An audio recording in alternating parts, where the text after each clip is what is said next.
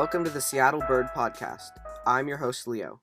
This episode, our bird spotlight is on the American crow. Crows are very common birds in Seattle, so you probably know what they look like, all black. They're so common you might not pay much attention to them, but if you do, you'll find that they are fascinating. One of the coolest things about crows is that they're really good problem solvers. According to All About Birds, quote, crows sometimes make and use tools.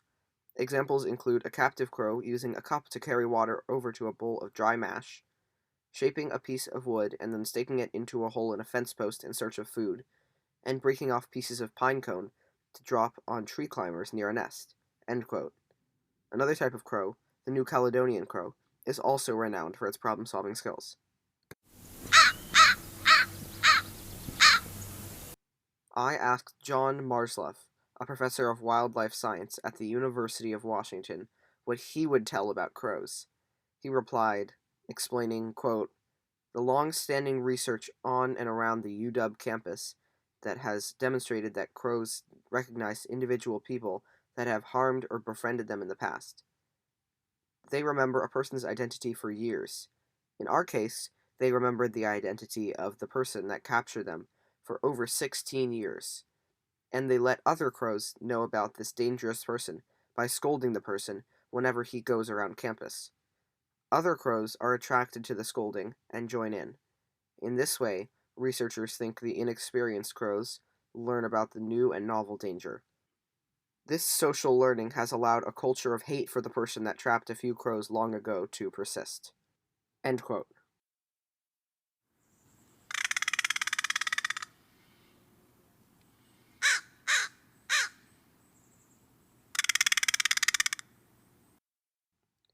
According to WorldBirds.com, which cited Raven Song by Catherine Fair Elston, in many Native American cultures, crows are associated with wisdom, wit, selflessness, and occasional mischief. Crows are also known to be smart and work as a team, like this story published in the Florida Field Naturalist. Quote, the otter was lying partly in and partly out of the water eating a fish.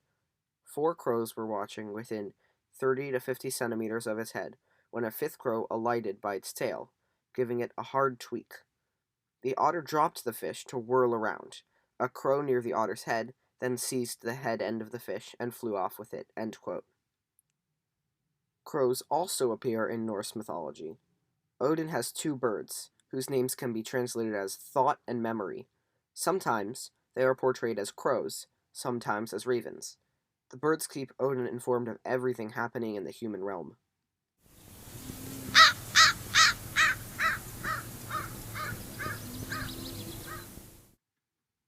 Here are some fast facts about crows.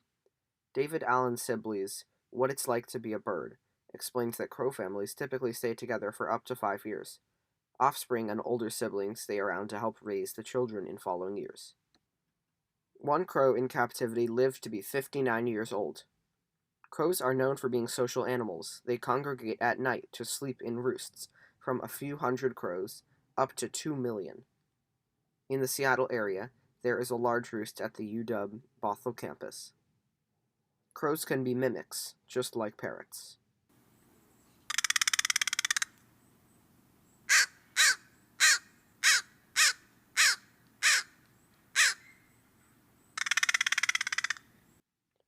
Crows belong to the genus Corvus, a large genus of crows and ravens, with 46 members.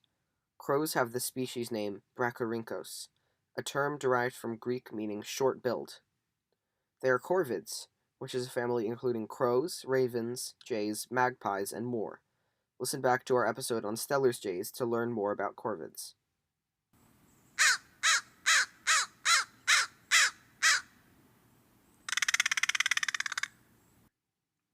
The other American species of crow is the fish crow, which is found exclusively on the east coast of the United States.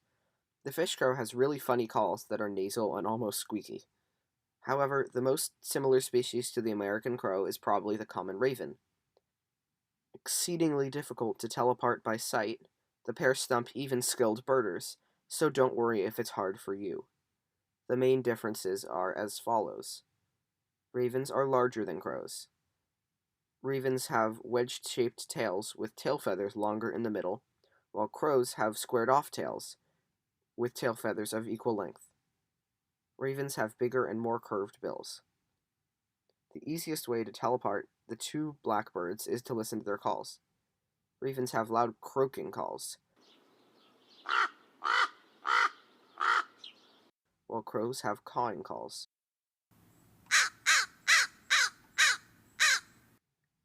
I also have an update on the dark-eyed junco nest here at Seattle Bird Podcast HQ. 3 fledglings have left the nest, and we have enjoyed watching them learn to fly and feed from their parents.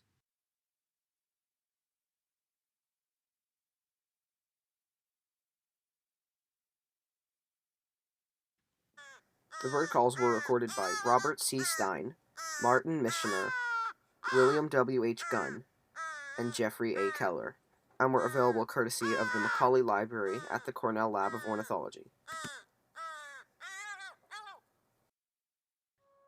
Research is by me and Brian, with help from John Marsluff. Our sources for this episode are All About Birds, Wikipedia, Florida Field Naturalist, What It's Like to Be a Bird, and Audubon. The audio editing is by me. The theme song is by Felix. I'm your host, Leo. Until next time.